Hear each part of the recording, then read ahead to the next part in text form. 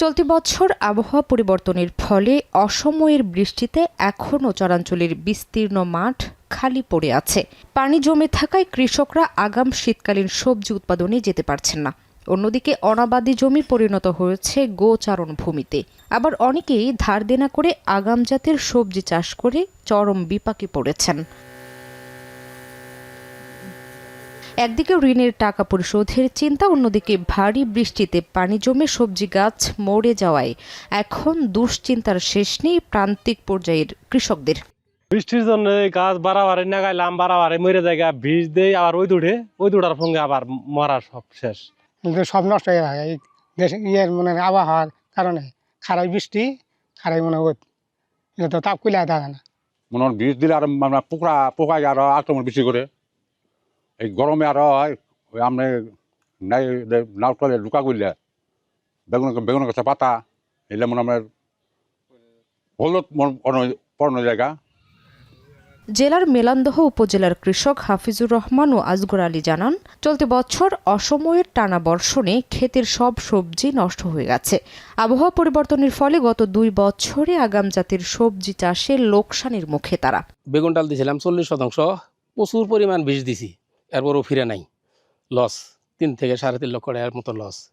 এবারে আবার 30% জমি জাতলাও করছি, এটা অতিরিক্ত বৃষ্টির কারণে এটাও মায়ের অর্ধেক 15% মতন মনে করেন 60-70 হাজার টাকা মতো বেচছিলাম, তারপরে বৃষ্টি অনুকূল পাইছে, আর অর্ধেক কেবল নামতেছে, এই টাইমে পুরাটাই খাওয়া গেছে। বাগুন ডাল হয়েছে 30% আর লাউ হয়েছে 25%, বুঝছেন? এই বৃষ্টির কারণে আমার সব লস, আমি একটা টাকা এ পর্যন্ত বেচতে পারিনি। মানে ও গুণে অনন্য হওয়ায় নদী তীরের এই জেলার কাঁচামরিচের সুনাম রয়েছে সারা দেশে। তবে বৈরী আবহাওয়ায় এখনও মরিচ চাষের জমি প্রস্তুত করতে না পারায় শঙ্কায় কৃষক। এ সময় আমরা এই যে সবজিগুলা করতাম, এই যে মরিচের টাল, মরিচ করবো, টমেটো করবো, বেগুন করবো, এগুলার চারা করানো লাগবে। ক্ষেতের মধ্যে এখন পানি, এর কারণে আমরা পিছিয়ে গেছি। মরিচের দিক দিয়ে মানে বেগুন ডাল আলু এদিক দিয়ে আমরা আগুলভাবে যে চাষটা করতাম এটা একবারেই পারতাছি না। আমরা এই জন্য শাকসবজির দিক দিয়ে আমরা পিছিয়ে আছি। সামনে মরিচের টাল দিব, সেটা মনে করেন যে আবার বন্যার কথা শুনতেছি, যদি বন্যা আসে তাহলে মনে হয় আমাদের আরো সমস্যা হয়ে যাবো। তা আমরা কৃষক আসলে এভাবে মানে সংসার চালা সম্ভব হইতেছে না।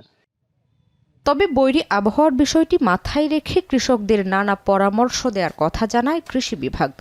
তরল জৈব নাশক পাওয়া যায়, সেটা ব্যবহারে আমরা উৎসাহিত করছি, যাতে তরল জৈব কীটনাশক ব্যবহার করে কৃষকরা যাতে এই রাসায়নিক কীটনাশক ব্যবহারে তাদেরকে নিরুৎসাহিত করছি। এতে করে আমরা স্বাস্থ্যকর একটি সবজি পেতে পারি। আর কৃষকদের যে জৈব বালাইনাশক ব্যবহারে আমরা উদ্বুদ্ধ করছি। চলতি বছর খরিফ 1 মৌসুমে 5,935 হেক্টর জমিতে আগাম সবজি চাষ হয়েছে। এর মধ্যে মাঠ থেকে 5,000 হেক্টর জমির সবজি কাটা হলেও ভারী বৃষ্টি ও অতিরিক্ত তাপমাত্রায় প্রায় 935 হেক্টর জমির সবজি নষ্ট হয়ে গেছে। জলবায়ু সহনশীল ও উচ্চ ফলনশীল নতুন সবজি মাঠ পর্যায়ে ছড়িয়ে দিবে, এমনটাই প্রত্যাশা প্রান্তিক পর্যায়ের কৃষকদের। এখন জামালপুর।